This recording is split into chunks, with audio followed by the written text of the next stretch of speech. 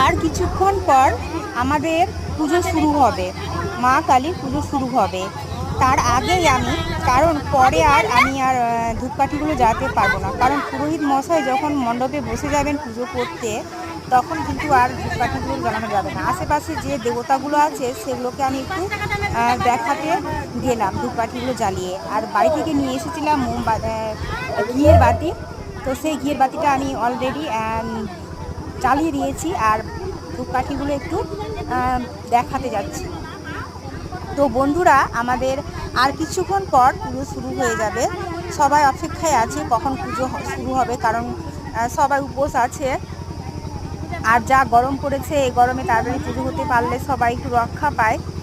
আর দেখি কিছুক্ষণ পরে পুজো শুরু হবে, সব গোছগাছ চলছে।